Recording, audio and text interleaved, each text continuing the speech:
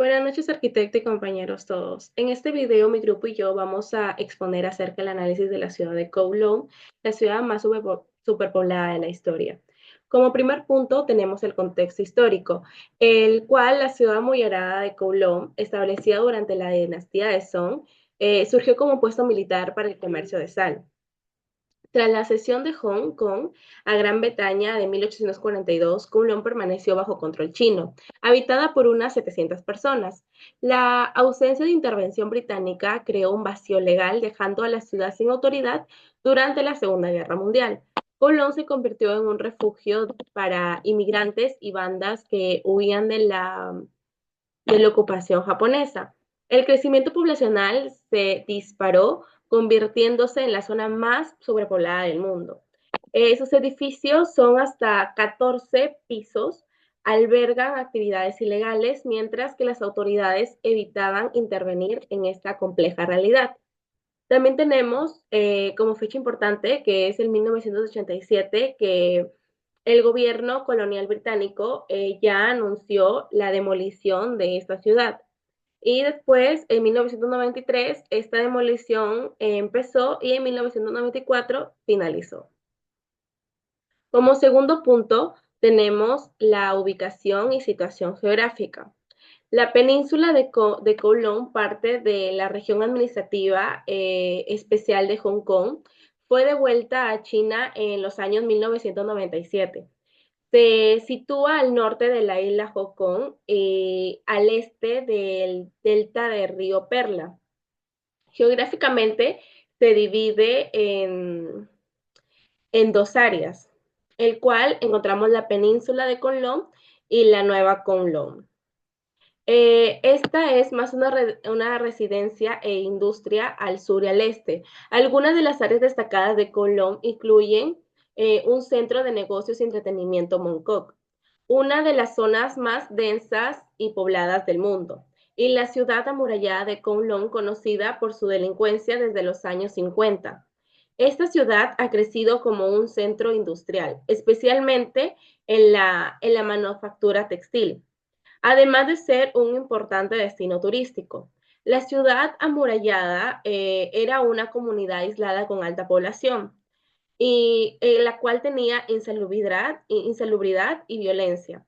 Carecía de servicios básicos, y esto se convirtió un gran refugio para las mafias y negocios ilegales. Acá abundaba lo que era la corrupción y la violencia de los comunes.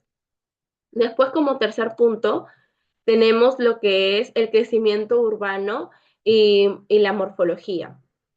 Curiosamente, muchos comentaristas no tuvieron en cuenta el contexto socioeconómico que rodeaba el rápido crecimiento de edificios altos en la ciudad. El enfoque anterior se centró en lo que era la evaluación orgánica de estos edificios, lo que atrajo la atención de arquitectos urbanistas.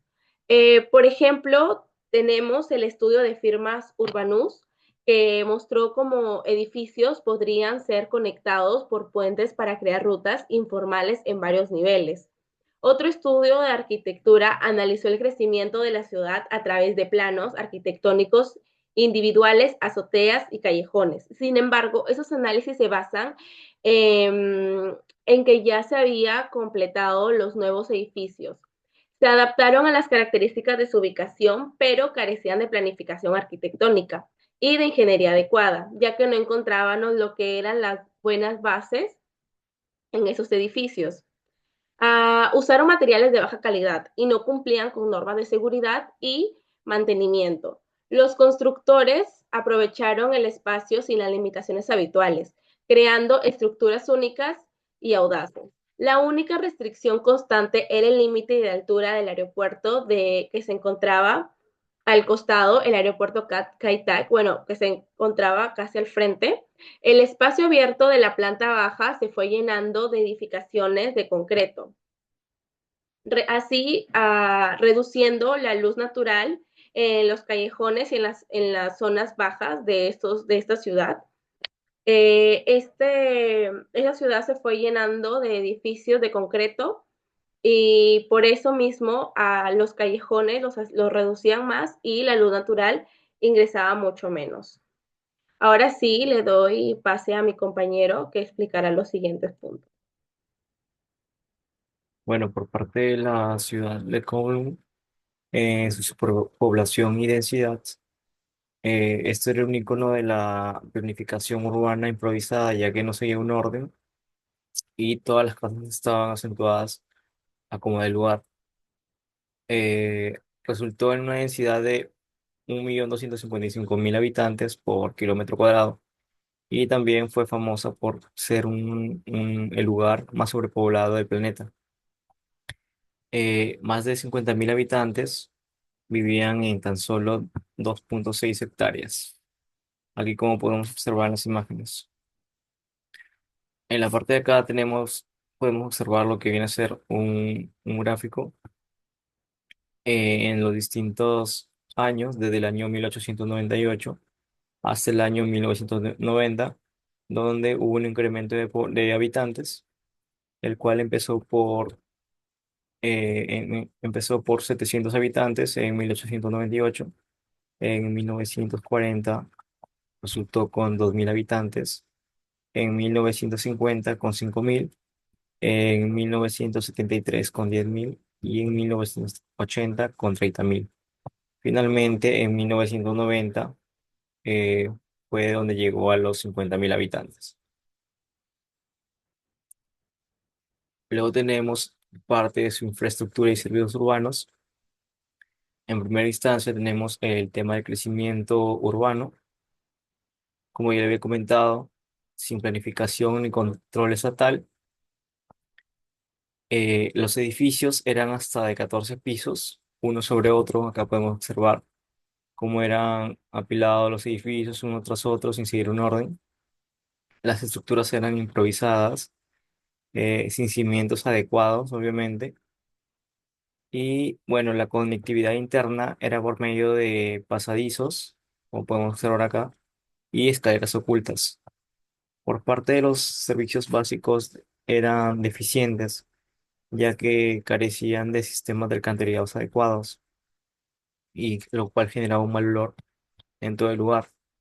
Y no contaba con suministro de seguro de agua potable, y también sus conexiones eléctricas eran de manera ilegal, lo que también ocasionaba temas de incendios. Eh, También tenía ausencia de servicios urbanos, como viene a ser servicios de centro de salud. No contaban con educación formal y tampoco con transporte adecuado. Y bueno, la morfología urbana era caótica, ya que, como ya le había comentado, las calles eran estrechas y laberínticas, ¿no? Acá podemos ver más o menos un plano donde se distribuyen todas las viviendas y el cual se ve una circulación demasiado caótica y laberíntica, el cual esto dificultaba el acceso para los servicios de emergencias como ambulancias, bomberos. Luego tenemos lo que viene a ser la economía interna, el cual, eh, en primer lugar, tenemos que tenía una autogestión económica, no tenía ni planificación ni control estatal. La economía era informal, activa y funcional. Aquí también había lo que vienen a ser los talleres, fábricas familiares, como de fideos, imprentas, carpintería y reciclaje, como podemos observar en estos carritos. También se brindaban servicios informales. Lo que más se veía aquí eran las clínicas dentales que se hospedaban en los distintos pisos y también ofrecían lo que viene a ser la medicina sin licencia. La atención era accesible, pero con condiciones riesgosas. Como podemos ver acá, tenemos un espacio donde el cual realizaban el tema de chequeo dentales, ¿no? También aquí se realizaban lo que viene a ser actividades ilegales, como viene a ser la prostitución, las apuestas y también era muy conocida por el tema de drogas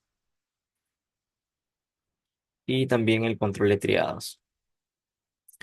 Bueno, por parte de su perspectiva territorial, eh, la economía como respuesta al abandono estatal, la subsistencia urbana resiliente pero insostenible y problemas de asentamiento, informalidad y falta de salubridad. Como siguiente punto tenemos los aspectos sociales y culturales, ¿no? De la ciudad Kowloon City. En este caso, ya sabemos que esta era una ciudad demasiado aglomerada, ¿verdad? Y uno de los puntos muy importantes que tuvo esta ciudad para sobrevivir o para sobrellevarse, por así decirlo, era la ayuda mutua. En este caso, para ellos ya era un mecanismo de supervivencia, ayudarse, ¿no? La colaboración entre vecinos, que algunos ya se consideraban incluso familiares, ya que convivían 24/7 literalmente. Se ayudaban mutuamente tanto en el ámbito de cuidar a niños, ancianos, cuando se iban a trabajar, ¿no? Los padres, eh, en el ámbito de la comida, se compartían los insumos, el agua, la comida, en este caso los espacios también eran compartidos por distintos vecinos, compartían mismas viviendas, por así decirlo, ¿no? Eh, pero esto lo llevó a que, por así decirlo, no tenían una fuente del gobierno que pudiera organizarlos, que pudiera llevarlos de la mano a tener una mejor colaboración, ¿no? Por esto los llevó a tener una toma de decisiones sin autoridades, ¿no? De una manera informal. Pero que, como les digo, esto les ayudó a tener en su desorden, para ellos era funcional. Como ellos estaban viviendo era funcional, ¿no? Que para ellos ya era ya estaba bien, ¿no? Pero obviamente sabemos que no era la mejor forma de vivir, ¿no? No era la mejor, no era la forma más óptima de vivir incluso para ellos, ¿no? Ya que esto les afectaba mucho en el tema de su salud, ¿no? Como siguientes puntos tenemos el aspecto legales y políticos. Ya sabemos que en la historia el Reino Unido y China tuvieron una disputa, por así decirlo, ¿no? Por a ver quién era dueño de estas tierras. Pero tanto fue la disputa que al final, como que nadie se decidía quién era dueño de esas tierras, como que las dejaron en el olvido, por así decirlo. O sea, ok, no es tuya, tampoco es mía, pero ninguno de los dos la podemos tocar. Eh, pero aquí, bueno, el poblador al no tener más opción de supervivencia, optó como para tomar el lugar y bueno, empezó a surgir de una manera demasiado informal y demasiado desordenada, por así decirlo, ¿no? En cuanto a la ambigüedad, ninguno de los dos gobiernos ejercía control efectivo, como les digo, sobre el territorio.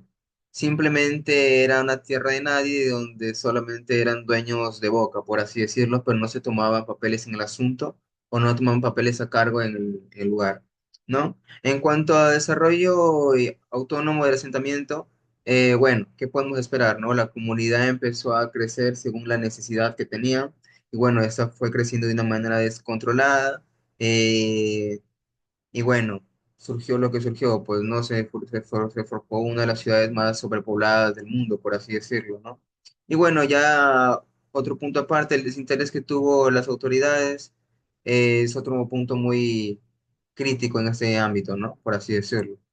En cuanto a condiciones de salud y seguridad, en cuanto a condiciones sanitarias y precarias eran muy escasas en este lugar, ya que la falta de de ventilación natural en algunos sectores era demasiado, era demasiado, ¿no? Ya que no llegaba luz natural a ciertas callejones por las altas edificaciones, ¿no?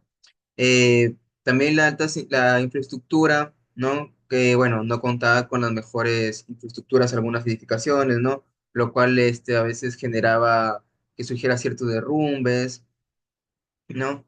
Pero otro punto que también tenemos a tratar es la inseguridad estructural, ¿no? Y los riesgos de colapso, ¿no? Esto llevó también a tener una mala planificación urbana, tanto de la mano lleva un poco eso, pero también otro punto que también se aclaró aquí o se vio es el tema de lo que es los cables eléctricos, ¿no? Un punto a tratar muy de seguridad eran que no tenían seguridad, valga la redundancia, en lo que eran los cableados eléctricos, ya que estos rondeaban por todas las calles, pasadizos, ¿no? Sin un tipo de seguridad, ya que esto a veces generaba cortocircuitos y generaba grandes incendios y perjudicaba mucho, ya que al ser una ciudad demasiado comprimida, se esparcían muy rápido, en este caso los incendios, ¿no? Y era muy difícil apagarlos. Incluso había incendios que demoraban días en apagarlos.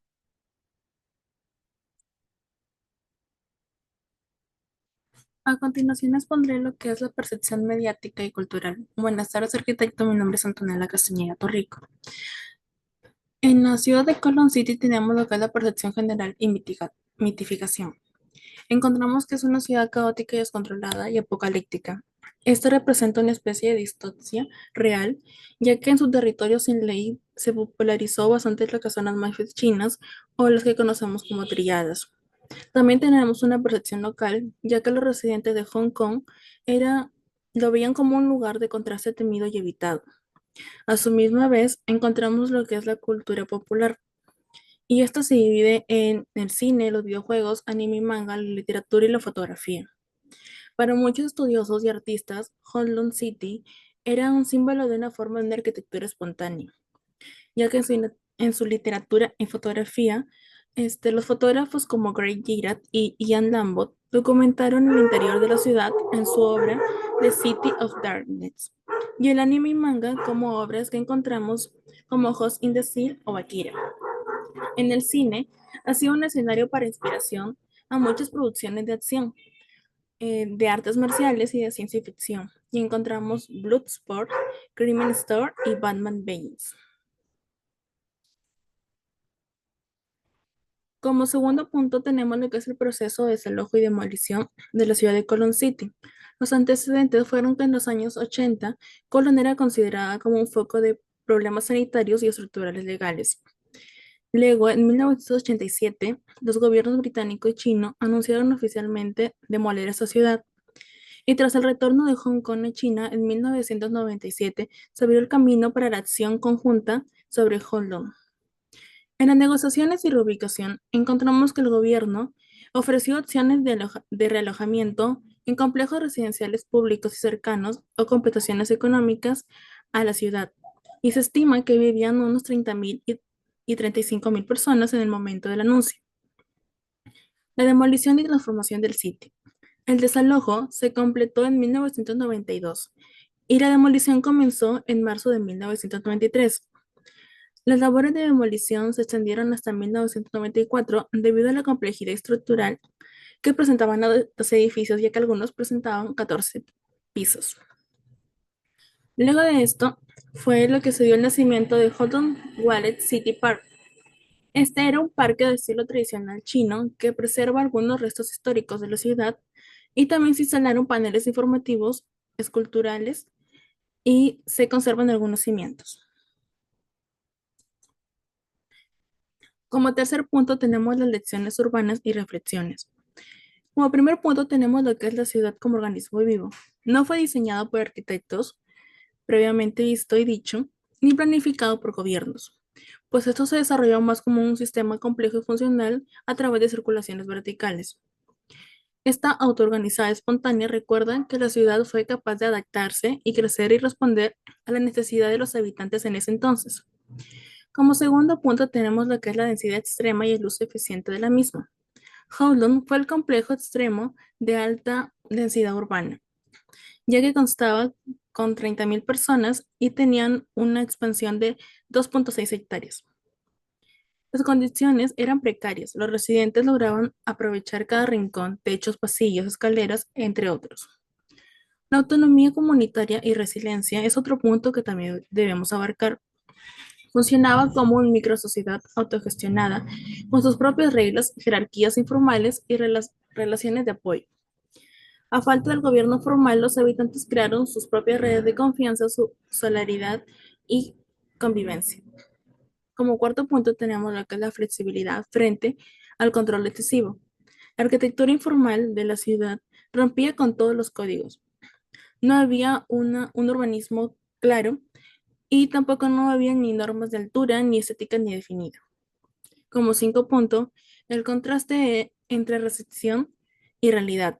Mientras que los medios de comunicación proyectaban una imagen distópica y violencia, los registros internos muestran una realidad más matizada. Las familias, negocios, vínculos y rutinas cotidianas diarias. Kowloon no era un gueto, como lo creían los medios, Más bien era un barrio no era un barrio donde se obligaba a la comunidad, más bien era un hogar para ellos. En conclusión, Holland City fue un experimento involuntario pero revelador.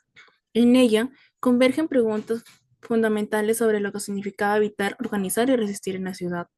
Su desaparición no borra su legado, más bien lo convierte en un espejo incómodo para la ciudad del futuro, en una marca por la crisis de la convivencia, el crecimiento urbano descontrolado y la desigualdad espacial. Gracias.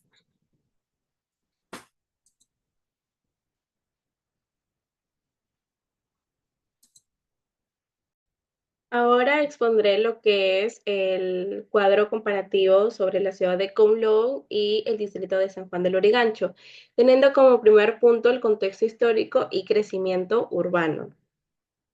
La ciudad de Kowloon es un distrito de Hong Kong, el cual es una ciudad que encontramos lo que es mucha delincuencia, pero también cooperación, mientras que el distrito de San Juan del Lurigancho en Lima enfrenta problemas de lo que es la informalidad, desorden, corrupción y sobrepoblación.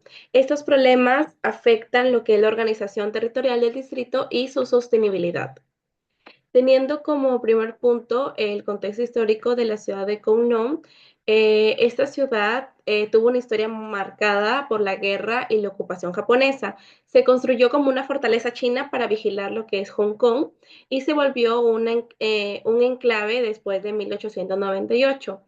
Se convirtió en un lugar muy peligroso e insalubre para ilegales y comercio.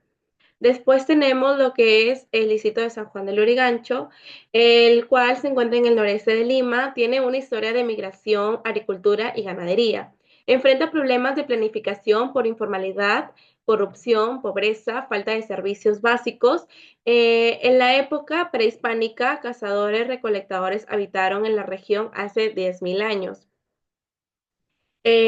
Ahora, tenemos otro punto que es el crecimiento urbano, en el cual encontramos que la ciudad amurallada fue un lugar sin planificación ni gobierno en Hong Kong, el cual se fundó en 1898, convirtiendo un refugio para inmigrantes y bandas durante la ocupación japonesa, llegando a ser la ciudad más densa de todo el mundo.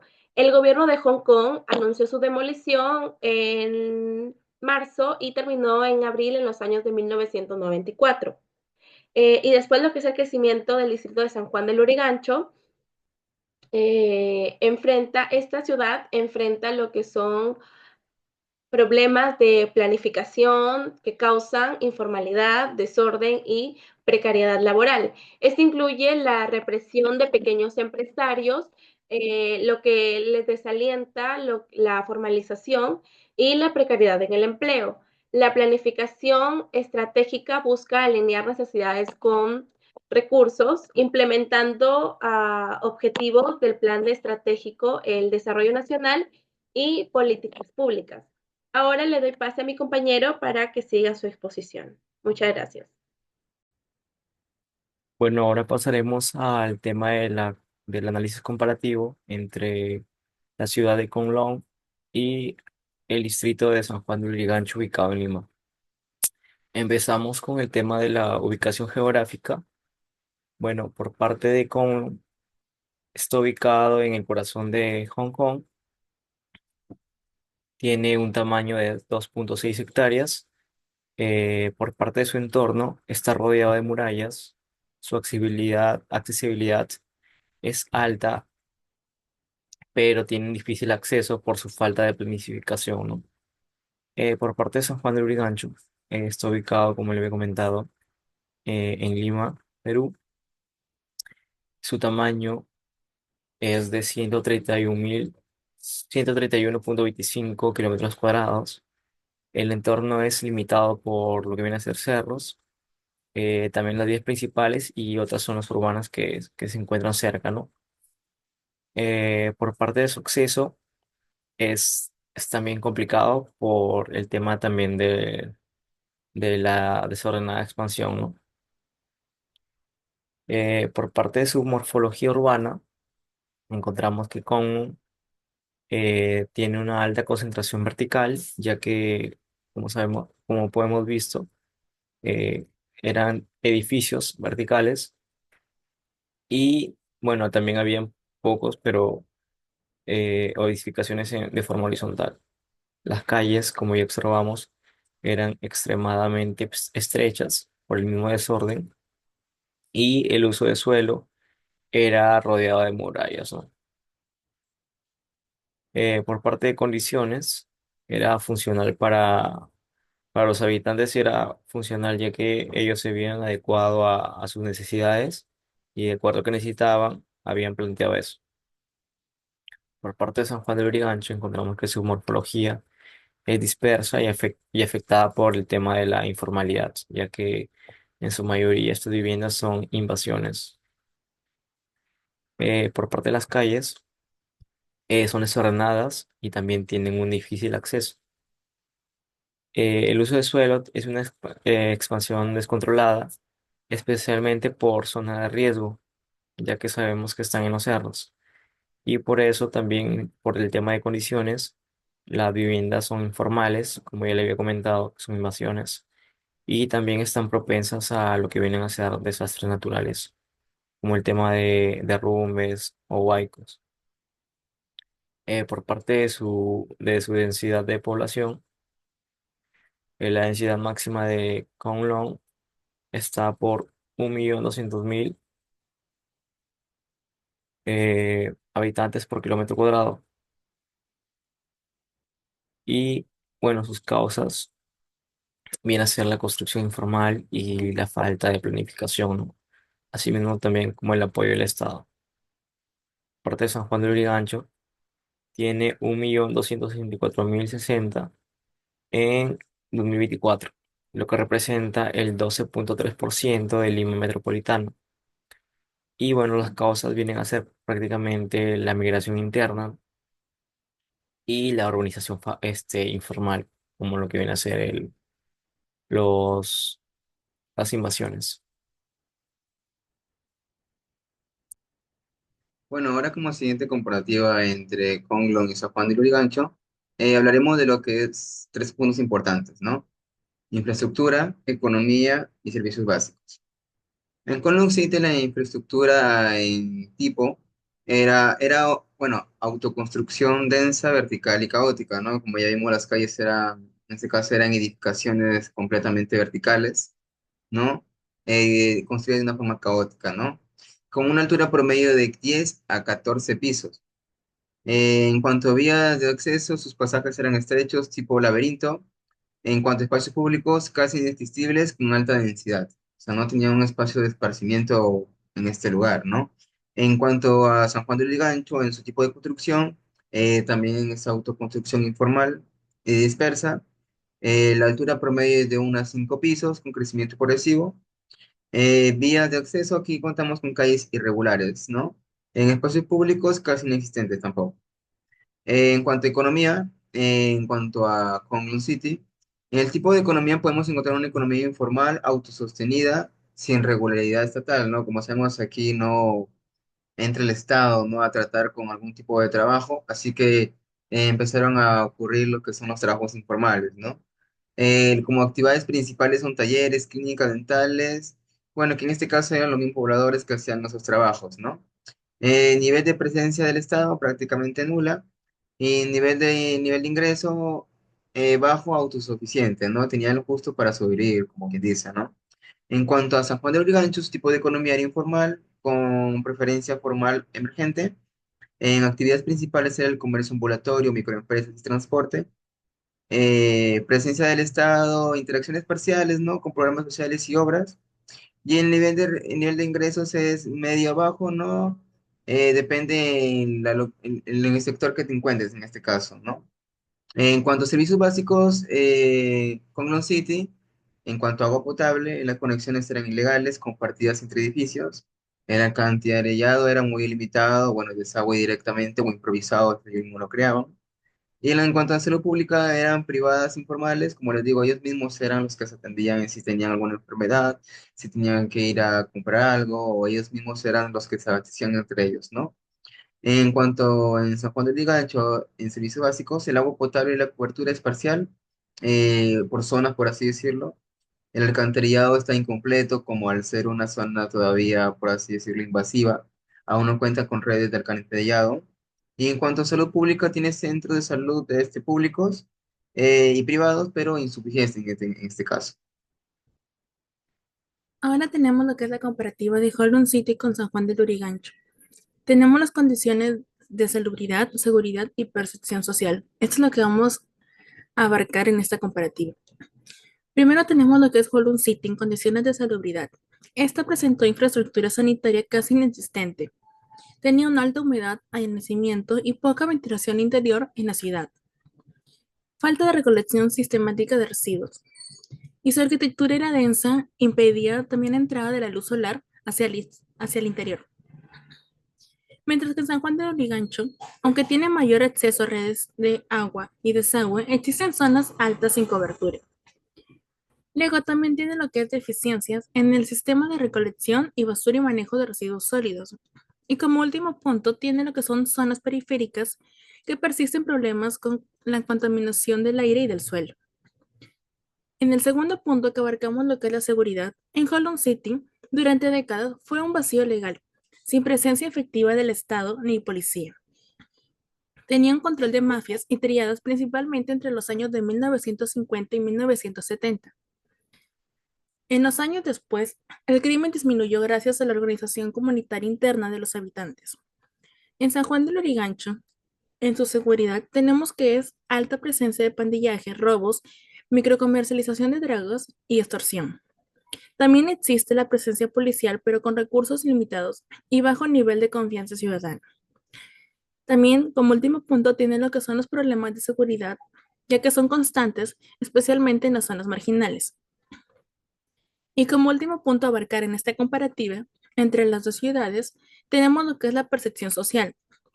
Holland City tenía lo que era la estigmatizada por los medios como un infierno urbano o un símbolo de caos. Quienes vivieron ahí no lo vieron de esta manera, ya que describían que era un sentido de comunidad, trabajo colectivo y vida cotidiana diaria entre los habitantes. Posteriormente, se resignificó como un objeto de culto urbano y curiosidad cultural. Mientras que en San Juan de Lurigancho la percepción social se ve que frecuentemente está estigmatizado por la prensa como un distrito peligroso y marginal. También lo ven como si fuera un distrito con identidad cultural, comercio activo y crecimiento urbano constante. Y como último punto a abarcar tenemos lo que sufre de discriminación territorial dentro de la misma ciudad de Lima.